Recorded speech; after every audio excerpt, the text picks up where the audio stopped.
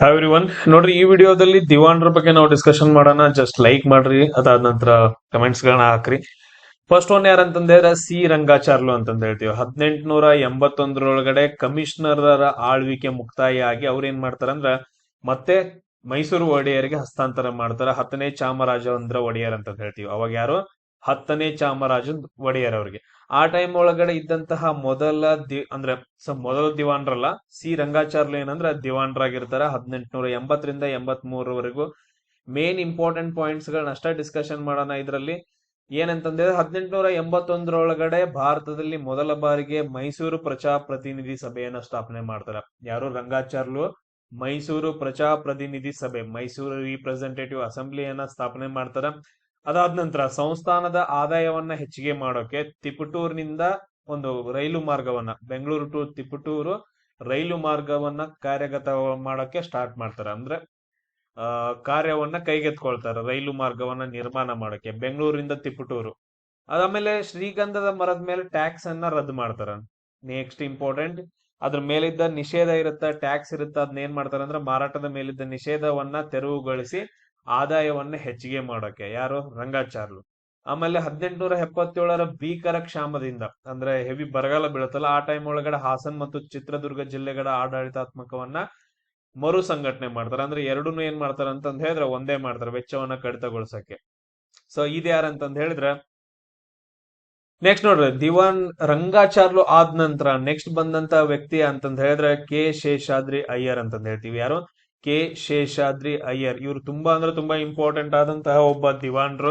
So ಇವ್ರ ಆಡಳಿತ 1883ರಿಂದ 1901ರವರೆಗೂ 18 ವರ್ಷಗಳ ಕಾಲ ದಿವಾನ್ರಾಗಿ ಕೆಲಸವನ್ನ ಮಾಡ್ತಾರ. ಇವರನ್ನ ಆಧುನಿಕ ಬೆಂಗಳೂರಿನ ನಿರ್ಮಾತೃ ಅಂತಂದ್ ಹೇಳ್ತೀವಿ, ಮೇಕರ್ ಆಫ್ ಮಾಡರ್ನ್ ಬೆಂಗಳೂರು ಅಂತಂದ್ ಹೇಳಿ. ಇಂಥವೆಲ್ಲ ಏನ್ ಕೇಳಂಗಿಲ್ಲ, ಜಸ್ಟ್ ಇದು ಬೇಡ. ನೆಕ್ಸ್ಟ್ 1890ರೊಳಗಡೆ ಬಿ ಎಲ್ ರೈಸ್ ನೇತೃತ್ವದೊಳಗಡೆ ಪ್ರಾಚ್ಯ ಸಂಶೋಧನಾ ಇಲಾಖೆಯನ್ನ ಸ್ಟಾರ್ಟ್ ಮಾಡ್ತಾರ. ಪ್ರಾಚ್ಯ ಸಂಶೋಧನಾ ಇಲಾಖೆ. ಆಮೇಲೆ ಇನ್ನೊಂದ್ ಹೇಳ್ತೀವಿ, ಪ್ರಾಂಚ್ಯ ಗ್ರಂಥಾಲಯ ಅಂತಂದೇಳಿ, ಇವುಗಳನ್ನ ಸ್ಟಾರ್ಟ್ ಮಾಡ್ತಾರ. ಅದಾದ ನಂತರ 1891ರೊಳಗಡೆ ಫಸ್ಟ್ ಟೈಮ್ ರಾಜ್ಯದಲ್ಲಿ ಪ್ರಥಮ ಬಾರಿಗೆ ಮೈಸೂರು ಸಿವಿಲ್ ಸರ್ವಿಸ್ ಪರೀಕ್ಷೆಗಳನ್ನ ಸ್ಟಾರ್ಟ್ ಮಾಡ್ತಾರೆ. ಯಾರು? Seshadri Iyer. Mysuru civil service exams. ಆಮೇಲೆ 1894ರೊಳಗಡೆ ರಾಬರ್ಟ್ ಬ್ರೂಸ್ ಫ್ರೂಟ್ ಅವರ ನೇತೃತ್ವದಲ್ಲಿ, ನೋಡ್ರಿ ಈ ಹೆಸರುಗಳು ಇಂಪಾರ್ಟೆಂಟ್, ರಾಬರ್ಟ್ ಬ್ರೂಸ್ ಫೂಟ್ ಅವರ ನೇತೃತ್ವದೊಳಗಡೆ ಭೂಗರ್ಭ ಸರ್ವೇಕ್ಷಣಾ ಇಲಾಖೆ ಅಂದ್ರೆ ಜಿಯಾಲಜಿ ಡಿಪಾರ್ಟ್ಮೆಂಟ್ ಅನ್ನ ಸ್ಟಾರ್ಟ್ ಮಾಡ್ತಾರ. ಭೂಗರ್ಭ ಸರ್ವೇಕ್ಷಣಾ ಇಲಾಖೆಯನ್ನ ಸ್ಥಾಪನೆ ಮಾಡ್ತಾರ 1894ರೊಳಗಡೆ. ಯಾರು? ಶೇಷಾದ್ರಿ ಅಯ್ಯರ್ ಅವರು. ಅದಾದ ನಂತರ 1898ರೊಳಗಡೆ ಕೃಷಿ ಇಲಾಖೆಯನ್ನ ಸ್ಥಾಪನೆ ಮಾಡ್ತಾರ. ಕೃಷಿ ಇಲಾಖೆಯನ್ನ ಜಾನ್ ಅಗಸ್ಟಸ್ ಹೋಲ್ಕರ್ ಅವರ ಶಿಫಾರಸಿನ ಮೇರೆಗೆ, ಜಾನ್ ಅಗಸ್ಟಸ್ ಹೋಲ್ಕರ್ ಅವರ ಶಿಫಾರಸಿನ ಮೇರೆಗೆ ಕೃಷಿ ಇಲಾಖೆಯನ್ನ ಸ್ಥಾಪನೆ ಮಾಡಿದಂತಹ ವ್ಯಕ್ತಿ ಶೇಷಾದ್ರಿ ಅಯ್ಯರ್. ಆಮೇಲೆ 1899ರಿಂದ 1902ರವರೆಗೂ ಒಂದು ಜಲವಿದ್ಯುತ್ ಅನ್ನ ಆರಂಭ ಮಾಡೋಕೆ ಟ್ರೈ ಮಾಡ್ತಾರ. ಬಟ್ ಅದ್ರ ಕಂಪ್ಲೀಟ್ ಆಗಿ 1902ರಲ್ಲಿ ಜಲವಿದ್ಯುತ್ ಅನ್ನ ಉತ್ಪಾದನೆ ಮಾಡ್ತಾರ. ಎಲ್ಲಂದ್ರೆ ಶಿವನ ಸಮುದ್ರದೊಳಗಡೆ. ಇದು ಏಷ್ಯಾದ ಮೊದಲ ಪ್ರಮುಖ ಜಲವಿದ್ಯುತ್ ಯೋಜನೆ ಅಂತಂದ್ ಹೇಳ್ತೀವಿ ಬುಕ್ಸ್ ಒಳಗಡೆ. ಬಟ್ ಆದ್ರೆ ಇದಕ್ಕಿಂತ ಮುಂಚೆ ಗೋಕಾಕ್ ಫಾಲ್ಸ್ ಒಳಗಡೆ, ಘಟಪ್ರಭಾ ನದಿಗೆ ಗೋಕಾಕ್ ಫಾಲ್ಸ್ ಒಳಗಡೆ ಮಾಡ್ತಾರೆ. ಬಟ್ ಅದ್ರದ್ದು ಹಿಸ್ಟ್ರಿಯಲ್ಲಿ ಇಲ್ಲ. ಬಟ್ ಮೇನ್ ಬುಕ್ಸ್ ಪ್ರಕಾರ 1902ರಲ್ಲಿ ಮೊದ್ಲಿದು. ಇದಾದ ನಂತರ ನೆಕ್ಸ್ಟ್ KGF ಗೆ ಏನ್ ಮಾಡ್ತಾರ ಅಂತಂದ ಹೇಳಿದ್ರೆ ಶಿವನ ಸಮುದ್ರದಿಂದ ವಿದ್ಯುತ್ ಮಾರ್ಗವನ್ನ ನಿರ್ಮಾಣ ಮಾಡಿ ವಿದ್ಯುತ್ ಅನ್ನ ಪ್ರೊವೈಡ್ ಮಾಡ್ತಾರೆ KGF ಗೆ. ಅದಾದ ನಂತರ ವಾಣಿ ವಿಲಾಸ್ ಸಾಗರ್ ಆಣೆಕಟ್ಟನ್ನ ಕಟ್ತಾರೆ. ನೋಡ್ರಿ, ಚಿತ್ರದುರ್ಗ ಹಿರಿಯೂರಿನಲ್ಲಿ ವೇದಾವತಿ ನದಿಗೆ ಅಡ್ಡಲಾಗಿ ವಾಣಿ ವಿಲಾಸ ಸಾಗರ ಆಣೆಕಟ್ಟು ನಿರ್ಮಾಣ ಆರಂಭ ಮಾಡ್ತಾರ ಅಷ್ಟೇ. ನೆನ್ಪಿಟ್ಕೊಳ್ರಿ, ಆರಂಭ ಮಾಡ್ತಾರ ವಾಣಿ ವಿಲಾಸ್ ಸಾಗರ್. ನೆಕ್ಸ್ಟ್ 1889ರೊಳಗಡೆ ಬೆಂಗಳೂರಿನ ಲಾಲ್ಬಾಗ್ ನಲ್ಲಿ ಗ್ಲಾಸ್ ಹೌಸ್ ಅನ್ನ ನಿರ್ಮಾಣ ಮಾಡ್ತಾರೆ. ಯಾರು? ಶೇಷಾದ್ರಿ ಅಯ್ಯರ್. 1900 ಒಳಗಡೆ ವಿಕ್ಟೋರಿಯಾ ಹಾಸ್ಪಿಟಲ್. ಆ ಟೈಮ್ ಒಳಗಡೆ 1900 ಒಳಗಡೆ ಯಾರಿರ್ತಾರ? ಲಾರ್ಡ್ ಕರ್ಜನ್ ಇರ್ತಾನ. Lord Curzon. ಸೊ ಯಾರು? ವೈಸ್ ರಾಯ್ ಯಾರಿರ್ತಾರ? ಲಾರ್ಡ್ ಕರ್ಜನ್ ಇರ್ತಾರ. ಅವ್ರನ್ನ ಕರೆಸಿ ವಿಕ್ಟೋರಿಯಾ ಆಸ್ಪತ್ರೆಗೆ ಅಡಿಪಾಯವನ್ನ ಹಾಕ್ತಾರ ಶೇಷಾದ್ರಿ ಅಯ್ಯರ್. ಈ ಲಾರ್ಡ್ ಕರ್ಜನ್ ಬಗ್ಗೆ ನೆನ್ಪಿಟ್ಕೊಳ್ರಿ, 1905ರೊಳಗಡೆ ಇವನೇನ್ ಮಾಡ್ತಾನ? ಬಂಗಾಳದ ವಿಭಜನೆಯನ್ನ ಮಾಡ್ತಾನ. ಏನ್ ಮಾಡ್ತಾನ? ಬಂಗಾಳದ ವಿಭಜನೆಯನ್ನ ಮಾಡ್ತಾನ. ಆಮೇಲೆ ಇವನ್ ಟೈಮ್ ಒಳಗಡೆ 1901ರಲ್ಲಿ ಯೂನಿವರ್ಸಿಟಿ ಆಕ್ಟ್ ಅಂತ ಬರುತ್ತೆ, ವಿಶ್ವವಿದ್ಯಾಲಯಗಳ ಕಾಯ್ದೆ ಅಂತ ಹೇಳಿ ಕೂಡ ಜಾರಿಗೆ ತಗೊಂಡ್ ಬರ್ತಾನ ಲಾರ್ಡ್ ಕರ್ಜನ್. ಇದಾದ ನಂತರ 1894 ಒಳಗಡೆ ಮೈಸೂರು ಬಾಲ್ಯ ವಿವಾಹ ತಡೆ ಕಾಯ್ದೆ, ಈ ಕ್ವಶನ್ಸ್ ಗಳನ್ನ ಕೇಳಿದಾರೆ ಕೆಇ ಡಿಪಾರ್ಟ್ಮೆಂಟ್ ಅಲ್ಲಿ. ಮೈಸೂರು ಇನ್ಫಂಟ್ ಮ್ಯಾರೇಜ್ ಪ್ರಿವೆಂಟೇಷನ್ ಆಕ್ಟ್ ಅಂತಂದೇಳಿ ಮೈಸೂರು ಬಾಲ್ಯ ವಿವಾಹ ತಡೆ ಕಾಯ್ದೆ 1894ರಲ್ಲಿ ಜಾರಿಗೆ ಬರುತ್ತಾ, ತಗೊಂಡ್ ಬಂದವರು ಶೇಷಾದ್ರಿ ಅಯ್ಯರ್.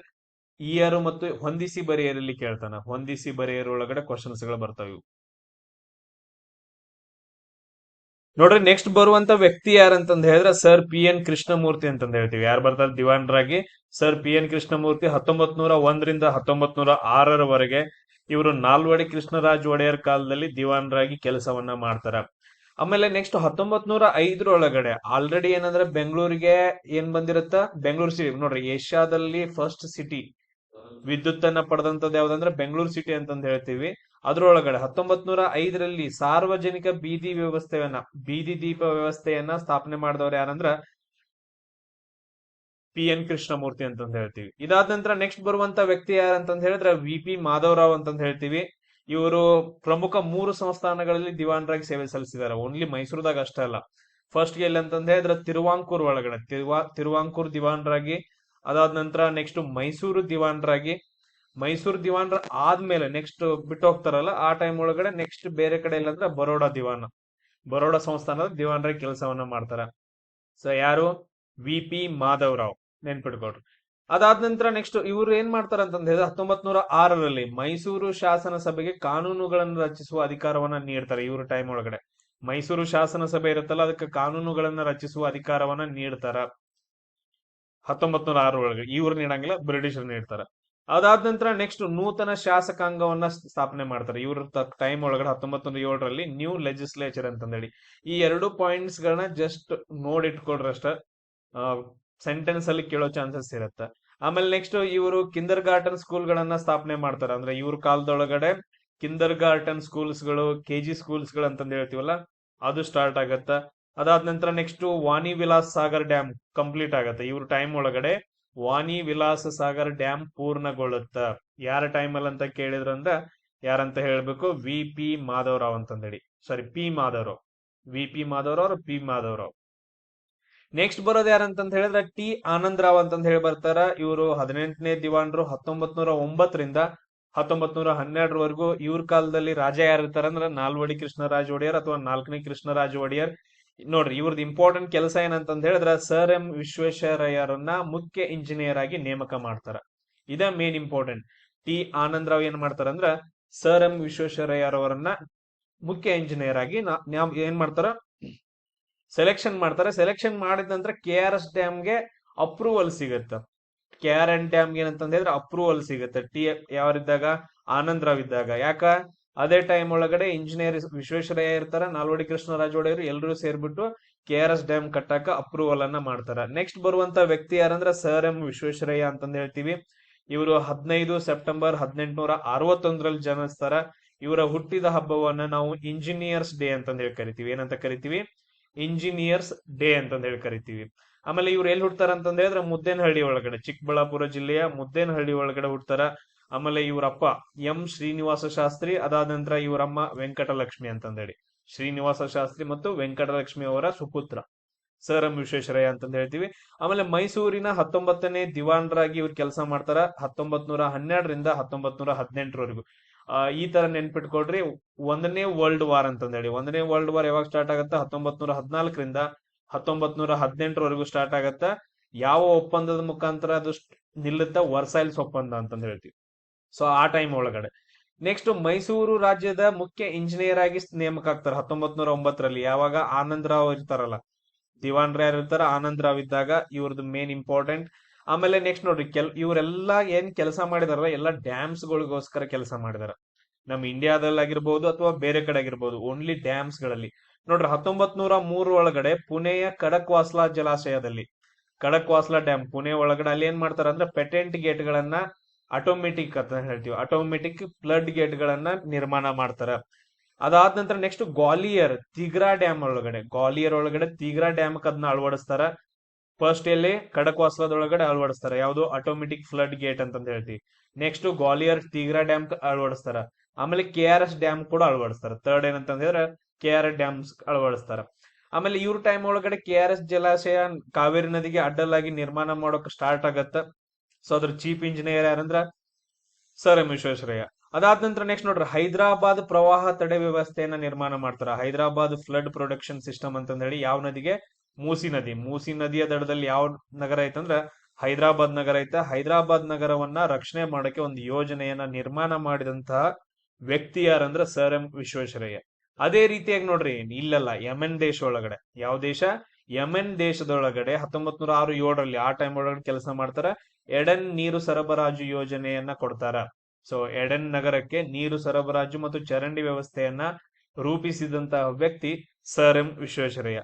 ಆಮೇಲೆ ನೆಕ್ಸ್ಟ್ ಇಂಪಾರ್ಟೆಂಟ್ ನೋಡ್ರಿ, ಅವರು ದಿವಾನ್ರಾಗಿದ್ದಾಗ UVCE ಅಂತಂದ ಹೇಳ್ತೀವಿ, university Visvesvaraya college of engineering. ಇದು ಇವಾಗ IIT ಕಾಲೇಜ್ ಆಗೈತೆ ರೀಸೆಂಟ್ ಆಗಿ. 1917ರಲ್ಲಿ ಇದನ್ನ ನಿರ್ಮಾಣ ಮಾಡ್ತಾರ ಬೆಂಗಳೂರು ಒಳಗಡೆ. ವಿಧಾನಸೌಧ ಸೈಡ್ ಐತೆ, KR ಸರ್ಕಲ್ ಹತ್ರ. 1917ರಲ್ಲಿ. ಯಾಕಂತಂದ ಹೇಳಿದ್ರೆ ಇದೇ ಕಾಲೇಜಲ್ಲಿ ನಾನು ಮೆಕ್ಯಾನಿಕಲ್ ಇಂಜಿನಿಯರಿಂಗ್ ಮುಗಿಸ್ಯಾನ. ಇದೇ ಕಾಲೇಜ್ ಒಳಗಡೆ ಏನಂತಂದ ಹೇಳಿದ್ರೆ ನಂದು ಮೆಕ್ಯಾನಿಕಲ್ ಇಂಜಿನಿಯರಿಂಗ್ ಮುಗಿದೈತೆ, UVCE. I am proud. ಅದಾದ ನಂತರ ನೆಕ್ಸ್ಟ್ ನೋಡ್ರಿ, ಸ್ಟೇಟ್ ಬ್ಯಾಂಕ್ ಆಫ್ ಮೈಸೂರ್ ಅಲ್ಲೇ ಮುಂದ್ಗಡೆ. ಸೊ ಇಲ್ಲೇನಂತಂದ್ರೆ ಸ್ಟೇಟ್ ಬ್ಯಾಂಕ್ ಆಫ್ ಮೈಸೂರನ್ನ ಸ್ಥಾಪನೆ ಮಾಡ್ತಾರ 1913ರಲ್ಲಿ. ಇವಾಗ ಇದು SBI ಒಳಗಡೆ ಸೇರ್ಬಿಟ್ಟಿದ್ ಬಿಡ್ರಿ. 1913ರಲ್ಲಿ ಸ್ಟೇಟ್ ಬ್ಯಾಂಕ್ ಆಫ್ ಮೈಸೂರನ್ನ ಸ್ಥಾಪನೆ ಮಾಡಿದಂತಹ ವ್ಯಕ್ತಿ ಯಾರಂತಂದ ಹೇಳಿದ್ರ ಸರ್ ಎಂ ವಿಶ್ವೇಶ್ವರಯ್ಯ. ಅದ್ರ ಜೊತೆಗೆ ಮೈಸೂರು ಐರನ್ ಅಂಡ್ ಸ್ಟೀಲ್ ಅನ್ನ ಸ್ಟಾರ್ಟ್ ಮಾಡ್ತಾರ ಭದ್ರಾವತಿ ಒಳಗಡೆ. ಸೊ ಅದನ್ನ ಇವಾಗ ಏನಂತ ಕರೀತಾರ? VISL ಅಂತ ಕರೀತಾರ, VISL. ಅದಾದ ನಂತರ ನೆಕ್ಸ್ಟ್ ಕನ್ನಡ ಸಾಹಿತ್ಯ ಪರಿಷತ್ತನ್ನ 1915ರಲ್ಲಿ ಕನ್ನಡ ಸಾಹಿತ್ಯ ಪರಿಷತ್ತನ್ನ ಸ್ಥಾಪನೆ ಮಾಡ್ತಾರ. ಆಮೇಲೆ FKCCI ನೋಡ್ರಿ, federation of Karnataka chambers of commerce and industry.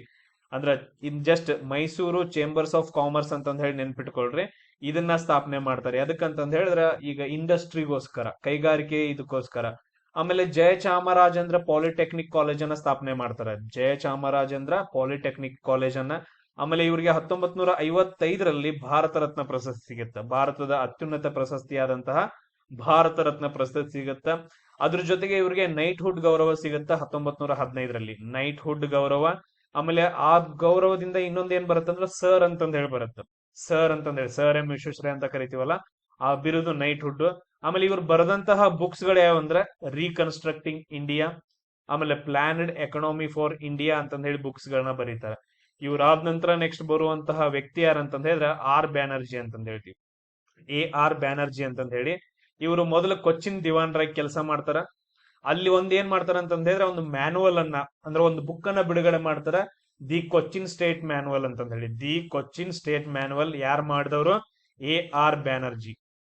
AR Banerjee ಅವ್ರು ಮಾಡ್ತಾರ. ಆಮೇಲೆ ಮೈಸೂರು ದಿವಾನ್ರಾಗಿ ಕೆಲಸ ಮಾಡ್ತಾರ ವಿಶ್ವೇಶ್ವರಯ್ಯ ಆದ ನಂತರ 1922ರಿಂದ 26ವರೆಗೂ. ಇಲ್ಲಿ ನೋಡ್ರಿ, ಮೇನ್ ಒಪ್ಪಂದ ಒಂದೇನಂತಂದ ಹೇಳಿದ್ರೆ 1924ರಲ್ಲಿ ಕಾವೇರಿ ಒಪ್ಪಂದವನ್ನ ಮಾಡ್ಕೊಂತಾರ ಮದ್ರಾಸ್ ಪ್ರೆಸಿಡೆನ್ಸಿ ಜೊತೆಗೆ. ಒಂದು ಸೈನ್ ಅನ್ನ ಮಾಡ್ತಾರ ಮದ್ರಾಸ್ ವಾಟರ್ ಹಂಚಿಕೆಗೋಸ್ಕರ, ಕಾವೇರಿ ನದಿಯ ನೀರು ಹಂಚಿಕೆಗೋಸ್ಕರ. ಆ ಟೈಮಲ್ಲಿ ಇದ್ದಂತ ದಿವಾನ್ರು ಯಾರಂತಂದ್ರೆ ಕೇಳಿದ್ರ AR ಬ್ಯಾನರ್ಜಿ ಅಂತಂದ ಹೇಳಿ. ನೆಕ್ಸ್ಟ್ ಇವ್ರು ಏನ್ ಮಾಡ್ತಾರ ಅಂತಂದ ಹೇಳಿದ್ರೆ, ಇಲ್ಲಿ ಮುಗಿದ ನಂತರ ಮೈಸೂರದ್ರಲ್ಲಿ ದಿವಾನ್ರಾಗಿ ಕೆಲಸ ಮಾಡಿ ಮುಗಿಸಿದ ನಂತರ ಕಾಶ್ಮೀರದ ಪ್ರಧಾನ ಮಂತ್ರಿ ಆಗ್ತಾರೆ. ಅವಾಗಿಂದ ರಾಜ ಯಾರಂದ್ರ ರಾಜ ಹರಿಸಿಂಗ್. ಇವ ಮೇನ್ ಅಲ್ಲ, ಮೇನ್ ಇಂಪಾರ್ಟೆಂಟ್. ಯಾಕಂತಂದ ಹೇಳಿದ್ರ ಈ POK ಹೋಗಕ್ ಅವ ಕಾರಣ. ಇವ್ ಏನ್ ಮಾಡ್ತಾ, ಹರಿಸಿಂಗ್ ಏನ್ ಮಾಡ್ತಾ ಅಂತಂದ ಹೇಳಿದ್ರೆ, ನಾನು ಸ್ವತಂತ್ರವಾಗಿರ್ಬೇಕು ಅಂತಂದ ಹೇಳ್ತಾನೆ, ನಾನು ಇಂಡಿಯಾಕ್ ಸೇರಂಗಿಲ್ಲ. ಅವ್ ಪಾಕಿಸ್ತಾನದವ್ರು ದಾಳಿ ಮಾಡ್ತಾರ 1947 ಟೈಮಲ್ಲಿ. ಈ ಪ್ರದೇಶವನ್ನ ವಶಪಡಿಸ್ಕೊಳ್ತಾರ. ಅದನ್ನ ಪಾಕ್ ಅಕ್ಯುಪೈಡ್ ಕಾಶ್ಮೀರ್ ಅಂತಂದ ಹೇಳ್ತೀವಿ. ಇನ್ನು ನಮ್ದೆಲ್ಲಾನ ವಶಪಡಿಸ್ಕೊಳ್ತಾರ ಅಂತಂದೇಳಿ ರಾಜ ಹರಿಸಿಂಗ್ ಏನ್ ಮಾಡ್ತಾನ, ಜವಾಹರ್ಲಾಲ್ ನೆಹರು ಹತ್ರ ಬಂದು ಒಂದು ಒಪ್ಪಂದವನ್ನ ಮಾಡ್ಕೊಂತಾನ, ಇನ್ಸ್ಟ್ರೂಮೆಂಟ್ ಆಫ್ ಆಕ್ಸೇಷನ್ ಅಂತಂದ ಹೇಳ್ತೀವಿ. ಆಮೇಲೆ ಅವರಿಬ್ರು ನಡುವೆ ಜಗಳ ಆಗತ್ತ. ಅಲ್ಲಿಗೆ ಪ್ರಧಾನಮಂತ್ರಿ ಹುದ್ದೆಯನ್ನ ಬಿಟ್ಬಿಡ್ತಾರ. ನೆಕ್ಸ್ಟ್ ಬರುವಂತ ವ್ಯಕ್ತಿ ಯಾರಂದ್ರ sir Mirza Ismail, main important. Visvesvaraya ಆದ ನಂತರ ಮೇನ್ ಇಂಪಾರ್ಟೆಂಟ್ ಅಂದ್ರ ಸರ್ ಮಿರ್ಜಾ ಇಸ್ಮಾಯಿಲ್. ಇವ್ರದ್ದು ಆಟೋಬಯೋಗ್ರಫಿ ಬುಕ್ ಯಾವ್ದಂದ್ರ ಮೈ ಪಬ್ಲಿಕ್ ಲೈಫ್ ಅಂತಂದೇಳಿ 1954 ಬಿಡುಗಡೆ ಆಗತ್ತ. ಆಮೇಲೆ ಇವರು ಮೈಸೂರಿನ ದಿವಾನ್ರಾಗಿ 1926ರಿಂದ 1941 ಮೈಸೂರಿನ ದಿವಾನ್ರಾಗಿ ಕೆಲಸ ಮಾಡ್ತಾರ. ಸೊ ಅದಕ್ಕಿಂತ ಮುಂಚೆ ಅದಕ್ಕಿಂತ ಮುಂಚೆ ಏನಂತಂದ ಹೇಳಿದ್ರೆ, ಇಲ್ಲ ಅದಕ್ಕಿಂತ ಮುಂಚೆ ಜೈಪುರ್, ಅದಾದ ನಂತರ ನೆಕ್ಸ್ಟ್ ಹೈದರಾಬಾದ್. ಈ ತರ ನೆನ್ಪಿಟ್ಕೊಳ್ರಿ. ಮೈಸೂರಿನ ಜೊತೆಗೆ ಜೈಪುರ್ ಮತ್ತು ಹೈದರಾಬಾದ್ ಸಂಸ್ಥಾನದ ದಿವಾನ್ರಾಗೂ ಕೆಲಸ ಮಾಡಿದಾರ. ನೆಕ್ಸ್ಟ್ ಬೆಂಗಳೂರು ಒಳಗಡೆ ಟೌನ್ ಹಾಲ್ ಐತಲ್ಲ, ಅದರ ವಿನ್ಯಾಸವನ್ನ ಮಾಡಿದಂತ ವ್ಯಕ್ತಿ ಯಾರಂದ್ರೆ ಸರ್ ಮಿರ್ಜಾ ಇಸ್ಮಾಯಿಲ್. ಅದೇ ರೀತಿಯಾಗಿ ಶಿವಮೊಗ್ಗದೊಳಗಡೆ ಒಂದು ಸಕ್ಕರೆ ಕಾರ್ಖಾನೆಯನ್ನ ನಿರ್ಮಾಣ ಮಾಡ್ತಾರ. ಆಮೇಲೆ ಖಾದಿ ಪ್ರೊಡಕ್ಷನ್ ಸೆಂಟರ್ ಅನ್ನ ನಿರ್ಮಾಣ ಮಾಡ್ತಾರ ಬದನ್ವಾಳದಲ್ಲಿ. ಅದಾದ ನಂತರ ನೆಕ್ಸ್ಟ್ ಪಿಂಗಾಣಿ ಕಾರ್ಖಾನೆ ಅಂತಂದ್ ಹೇಳಿ. ಆಮೇಲೆ ಗಾಜಿನ ಕಾರ್ಖಾನೆಗಳನ್ನ ನಿರ್ಮಾಣ ಮಾಡ್ತಾರ ಬೆಂಗಳೂರು ಒಳಗಡೆ. ಗ್ಲಾಸ್ ಫ್ಯಾಕ್ಟ್ರಿ ಇವಾಗ ಹೋಯ್ತು ನೋಡ್ರಿ, ಗ್ಲಾಸ್ ಫ್ಯಾಕ್ಟ್ರಿ ನಿರ್ಮಾಣ ಮಾಡಿದವ್ರು ಯಾರಂದ್ರ ಸರ್ ಮಿರ್ಜಾ ಇಸ್ಮಾಯಿಲ್. ಆಮೇಲೆ ರೌಂಡ್ ಟೇಬಲ್ ಕಾನ್ಫರೆನ್ಸ್ ಅಂತಂದೇಳಿ 1900 first round, second round, third round 3 ದುಂಡು ಮೇಜಿನ ಪರಿಷತ್ ಏನಿದಾವಲ್ಲ ಅದ್ರ ಮೈಸೂರು ಸಂಸ್ಥಾನದ ಪ್ರತಿನಿಧಿಯಾಗಿ ಲಂಡನ್ ಒಳಗಡೆ ಭಾಗವಹಿಸ್ತಾರ. 3ರಲ್ಲಿ ಈ ತರ ಕ್ವಶನ್ಸ್ ಗಳನ್ನ ಕೇಳಬಹುದು ಕೆಇಎ ಒಳಗಡೆ. ನೆಕ್ಸ್ಟ್ ಬರುವಂತದ್ದು ಯಾರಂದ್ರೆ ಎನ್ ಮಾಧವರಾವ್ ಅಂತಂದ ಹೇಳಿ 1941ರಿಂದ 46ರವರೆಗೂ. ಮೇನ್ ಇಂಪಾರ್ಟೆಂಟ್ ಶಿವನ ಸಮುದ್ರಕ್ಕೆ ಏನಂದ್ರೆ 1944ರಾಗ ಮಿಂಚ್ ಹೊಡೆದು ಎಲ್ಲ ಹಾನಿಯಾಗಿರುತ್ತೆ ಅಲ್ಲಿ ಉತ್ಪಾದನಾ ಕೇಂದ್ರ. ಸೊ ಅದನ್ನ ಮರು ನಿರ್ಮಾಣ ಮಾಡ್ತಾರೆ. ಯಾರು ಮಾಧವರಾವ್ ಅದನ್ನ ಮರು ನಿರ್ಮಾಣ ಮಾಡಿದಂತಹ ವ್ಯಕ್ತಿ ಆಗ್ತಾರ. ಅದಾದ ನಂತರ ಇನ್ನೊಬ್ಬಂದ್ ನೋಡ್ರಿ, ಇವರು ಎನ್ ಮಾಧವರಾವ್ ಅಂತಂದ ಹೇಳಿ ನೆನ್ಪಿಟ್ಕೊಳ್ರಿ. ಎನ್ ಮಾಧವರಾವ್ ಡ್ರಾಫ್ಟಿಂಗ್ ಕಮಿಟಿ ಬರುತ್ತಾ, ಡಾಕ್ಟರ್ BR ಅಂಬೇಡ್ಕರ್ ಅವ್ರದ್ದು ಸಂವಿಧಾನ ರಚನೆ ಮಾಡೋಕೆ ಕೆಲವೊಂದು ಕಮಿಟಿಗಳು ಬರ್ತಾವ. ಅದರಲ್ಲಿ ಒಂದು ಡ್ರಾಫ್ಟಿಂಗ್ ಕಮಿಟಿ. ಆ ಡ್ರಾಫ್ಟಿಂಗ್ ಕಮಿಟಿ ಅಧ್ಯಕ್ಷರು ಯಾರು? BR ಅಂಬೇಡ್ಕರ್. ಅದ್ರೊಳಗಡೆ 7 ಜನ ಪ್ರಮುಖ ಸದಸ್ಯರು ಇರ್ತಾರಲ್ಲ, ಆ ಪ್ರಮುಖ ಸದಸ್ಯರಲ್ಲಿ ಒಬ್ಬ ಪರ್ಸನ್ ಯಾರಂತಂದ ಹೇಳಿದ್ರೆ ಎನ್ ಮಾಧವರಾವ್ ಅಂತಂದ ಹೇಳ್ತೀವಿ. ಯಾರು? ಎನ್ ಮಾಧವರಾವ್. ಇವರು ಮೈಸೂರಿನ ದಿವಾನ್ರು. ಈ ತರ ಕ್ವಶನ್ ಕೇಳಬಹುದು ಇದನ್ನ ಸೆಂಟೆನ್ಸ್ ರೂಪದಲ್ಲಿ. ಸೊ ಇದಾದ ನಂತರ ನೆಕ್ಸ್ಟ್ ಅರ್ಕಾಟ್ ರಾಮಸ್ವಾಮಿ ಮೊದಲಿಯಾರ್ ಅಂತಂದ ಹೇಳಿ ಬರ್ತಾರ. ಅರ್ಕಾಟ್ ಮೊದಲಿಯಾರ್ ನಾನು ಇವಾಗ ಜಸ್ಟ್ ಏನಂದ್ರೆ ನಿಮ್ಗ ಹೇಳ್ಬೇಕಂತ ಸ್ಟಡಿ ಮಾಡುವಾಗ ನೋಡಿರೋ ಪಾಯಿಂಟ್ಸ್ ಗಳು ತುಂಬಾ ಡಿಫ್ರೆಂಟ್ ಆಗಿದೆ ಇವ್ರ ಬಗ್ಗೆ. ಇವರು ವಿಶ್ವಸಂಸ್ಥೆಯ ಆರ್ಥಿಕ ಮತ್ತು ಸಾಮಾಜಿಕ ಮಂಡಳಿ ಅಂತಂದ ಹೇಳಿ ಬರುತ್ತೆ, UN economic and social council ಅಂತಂದ ಹೇಳಿ. ಸೊ ಈ ತರ ಅದ್ರದ್ದು ಫಸ್ಟ್ ಪ್ರೆಸಿಡೆಂಟ್ ಆಗಿ ಕೆಲಸ ಮಾಡಿದಾರಂತ ಇವರು. ಅದಾದ ನಂತರ ನೆಕ್ಸ್ಟ್ ಸ್ಯಾನ್ ಫ್ರಾನ್ಸಿಸ್ಕೋ ನೆನ್ಪಿಟ್ಕೊಡ್ರಿ. ಇವ್ರು ದಿವಾನ್ ರಾವ್ಕಿಂತ ಮುಂಚೆ ಸ್ಯಾನ್ ಫ್ರಾನ್ಸಿಸ್ಕೋ ಕಾನ್ಫರೆನ್ಸ್ ಅಂತ ನಡೆಯುತ್ತೆ. ಈ ಕಾನ್ಫರೆನ್ಸ್ ಮುಖಾಂತರ ವಿಶ್ವಸಂಸ್ಥೆ ಸ್ಥಾಪನೆ ಆಗತ್ತ. ಅದ್ರ ಒಳಗಡೆ ಭಾರತದ ಪ್ರತಿನಿಧಿಯಾಗಿ ಭಾಗವಹಿಸಿದಾರ. 1945ರೊಳಗಡೆ ಸ್ಯಾನ್ ಫ್ರಾನ್ಸಿಸ್ಕೋ ಕಾನ್ಫರೆನ್ಸ್ ಮುಖಾಂತರ ವಿಶ್ವಸಂಸ್ಥೆ ಸ್ಥಾಪನೆ ಆಗತ್ತ. ಅದರಲ್ಲಿ ಭಾರತದ ಪ್ರತಿನಿಧಿಯಾಗಿ ಭಾಗವಹಿಸಿದಂತ ಪರ್ಸನ್ ಯಾರಂದ್ರ ಮೊದಲಿಯಾರ್, AR ಮೊದಲಿಯಾರ್ ಅಂತಂದ ಹೇಳ್ತೀವಿ. ಆಮೇಲೆ ಇನ್ನೊಂದ್ ನೋಡ್ರಿ, ವಿನ್ಸ್ಟನ್ ಚರ್ಚಿಲ್ ಅಂತಂದ ಹೇಳಿ ಬರ್ತಾರ. ಯಾರಂತಂದ ಹೇಳಿದ್ರೆ ಲಂಡನ್ನಿನ ಪ್ರಧಾನ ಮಂತ್ರಿ. ಸೊ ಅವ್ರ ಟೈಮ್ ಒಳಗಡೆ ಅಂದ್ರೆ ಸೆಕೆಂಡ್ ವರ್ಲ್ಡ್ ವಾರ್ ನಡೀತಿರುತ್ತಲ್ಲ, 1939ರಿಂದ 1945ರವರೆಗೂ ನಡೆಯುತ್ತೆ. ಯಾಕೆ ನಡೆಯುತ್ತಂದ್ರ ಜರ್ಮನಿ ದೇಶ, ಹಿಟ್ಲರ್ ಇರ್ತಾನಲ್ಲ ಅವ್ನು ಸುಮ್ ಇರಂಗಿಲ್ಲ, ಎಲ್ಲ ಫುಲ್ ಹೆವಿ ಸ್ಟ್ರಾಂಗ್ ಆಗಿರ್ತಾನ, ಮಿಲಿಟರಿ ಸ್ಟ್ರಾಂಗ್ ಇರುತ್ತೆ. ಟೆಸ್ಟ್ ಮಾಡ್ಬೇಕಲ್ಲ, ನಾವು ಹಂಗ ಮಾಡ್ತೇವ. ಈಗ ಒಂದು ಕಟ್ಟಿಗೆ ತಗೊಂತೇವ, ಚಲೋ ಐತಂತಂದ ಹೇಳಿ ಯಾರು ಬಡ್ದ್ ನೋಡ್ತೇವಲ್ಲ, ಟೆಸ್ಟ್ ಮಾಡ್ತೇವೆ ವರ್ಕ್ ಆಗ್ತಿತ್ತಿಲ್ಲ ಅಂತ. ಹಂಗೆ ಮಿಲಿಟರಿ ಕರೆಕ್ಟ್ ಆಗಿ ವರ್ಕ್ ಆಗುತ್ತೆ ಇಲ್ಲ ಅಂತಂದ್ರೆ ಟ್ರೈ ಮಾಡಕ 1939ರಾಗ ಪೋಲ್ಯಾಂಡ್ ದೇಶದ ಮೇಲೆ ದಾಳಿ ಮಾಡ್ತಾನೆ. ನಾವು ಸೈಡ್ ಇದ್ದಂಗ್ ಬಿಡ್ತೇವೆ, ಹಂಗಲ್ಲ, ಸೈಡ್ ದೇಶದ ಮೇಲೆ ದಾಳಿ ಮಾಡ್ತಾನೆ, ಪೋಲ್ಯಾಂಡ್ ಮೇಲೆ. ಅಲ್ಲಿಂದ ಏನಾಗತ್ತ, 2ನೇ ವರ್ಲ್ಡ್ ವಾರ್ ಸ್ಟಾರ್ಟ್ ಆಗತ್ತ. ಕ್ಲಿಯರ್? ಆ ಟೈಮ್ ಒಳಗಡೆ 1942ರಿಂದ 45ರವರೆಗೂ ವಿನ್ಸ್ಟನ್ ಚರ್ಚಿಲ್ ಏನ್ ಮಾಡ್ತಾನ ಅಂತಂದ ಹೇಳಿದ್ರೆ ಒಂದು ವಾರ್ ಕ್ಯಾಬಿನೆಟ್ ಅಂತಂದ ಹೇಳಿ ರಚನೆ ಮಾಡ್ತಾನ. ಆ ವಾರ್ ಕ್ಯಾಬಿನೆಟ್ ನ ಸದಸ್ಯರು ಯಾರಾಗಿರ್ತಾರ ಅಂದ್ರ ಮೊದಲಿಯಾರ್ ಆಗಿರ್ತಾರ, ಅಂದ್ರ ಸಜೆಷನ್ಸ್ ಗಳನ್ನ ಕೊಡಕ್ಕೆ. ನೆಕ್ಸ್ಟ್ ಇನ್ನೊಂದ್ ನೋಡ್ರಿ, ICICI ಬ್ಯಾಂಕ್ ಬರುತ್ತಾ, ಕರೆಕ್ಟಾ? 1955ರಲ್ಲಿ ಸ್ಥಾಪನೆ ಆಗತ್ತಾ. ಅದ್ರದ್ದು ಮೊದಲ ಚೇರ್ಮನ್ ಆಗಿ ಯಾರು ಆಯ್ಕೆ ಆಗಿದಾರೆ ಅಂದ್ರೆ ಸೇವೆ ಸಲ್ಲಿಸಿದಾರೆ ಅಂದ್ರೆ ಮೊದಲಿಯಾರ ಸೇವೆ ಸಲ್ಲಿಸಿದಾರೆ. ನೋಡ್ರಿ ಎಷ್ಟೊಂದು ಥಿಂಗ್ಸ್ ಗಳು. ನೆಕ್ಸ್ಟ್ 1954ರಲ್ಲಿ ಪದ್ಮಭೂಷಣ, ಆಮೇಲೆ 1970ರಲ್ಲಿ ಪದ್ಮವಿಭೂಷಣ. ಈ 2 ಹೈಯೆಸ್ಟ್ ಅವಾರ್ಡ್ಗಳು ಭಾರತ ರತ್ನ ಆದ ನಂತರ ಇವ್ರಿಗೆ ಸಿಕ್ಕಿದಾವ. ಇದೇನಂತಂದ ಹೇಳಿದ್ರೆ ಇಂಪಾರ್ಟೆಂಟ್ ದಿವಾನ್ರ ಬಗ್ಗೆ. ನಾವು ನೆಕ್ಸ್ಟ್ ಏನ್ ಮಾಡೋಣ ಅಂತಂದ ಹೇಳಿದ್ರೆ KE ಇನ್ನೊಂದು ಇಂಪಾರ್ಟೆಂಟ್ ಟಾಪಿಕ್ ಬುಕ್ಸ್ ಗಳ ಬಗ್ಗೆ. ಇಲ್ಲಿವರೆಗೂ ಎಷ್ಟು ಬುಕ್ಸ್ ಗಳ ಬಗ್ಗೆ ಕೇಳಿದಾರ, ಎಲ್ಲಾ ಬುಕ್ಸ್ ಗಳನ್ನ ನಾನು ಮ್ಯಾಕ್ಸಿಮಮ್ ಟ್ರೈ ಮಾಡ್ತೀನಿ ಕವರ್ ಮಾಡಕ್ಕೆ. ಸೊ ಅದನ್ನು ಕೂಡ ವಿಡಿಯೋ ನೋಡ್ರಿ.